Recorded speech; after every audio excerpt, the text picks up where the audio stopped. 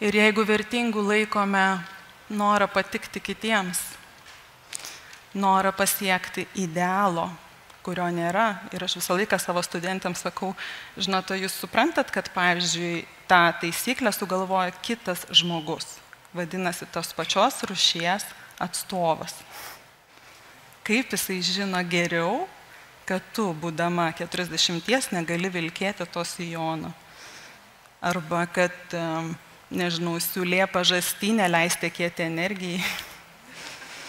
Planetom leidžia formuotis, o mum neleis.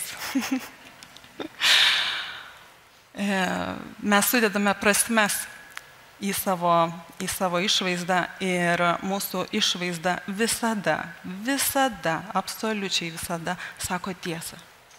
Žmonės niekada nemeluoja savo įvaizdžių, tik tai tiek, kad mes tikime, kad yra kitaip, negu žmogus iš tikrųjų vaizduoja. Ir, žinot, aš girdžiu labai daug, dažnai klientė sako, nu tai čia aš dabar neturėjau ką apsirengti, čia man taip atsitiko ir taip toliau, bet kažkodėl neapsirengiai hip-hopo rūbų.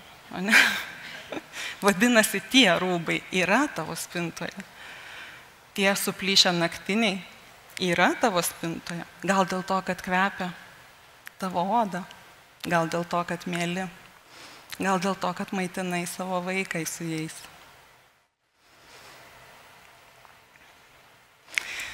Mūsų išvaizda tai nėra apie suknelę ir labai dažnai girdžiu apie moteriškumą, ypatingai kalbant, kad vat, jeigu apsivilksiu suknelę, tai būsiu moteriška, o jeigu su kelniam, tai ne moteriška. Nu, jeigu kelnes trukdo būti moteriška, reikėtų susimastyti. Taip. Jeigu šuniui aprengsiu suknelę, šuo bus šuo. Suprantat? Kažkokiu tokiu prisigalvoju.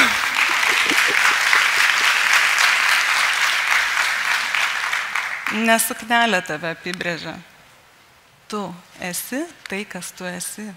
Ir kol tu esi, tau nieko nenutiko.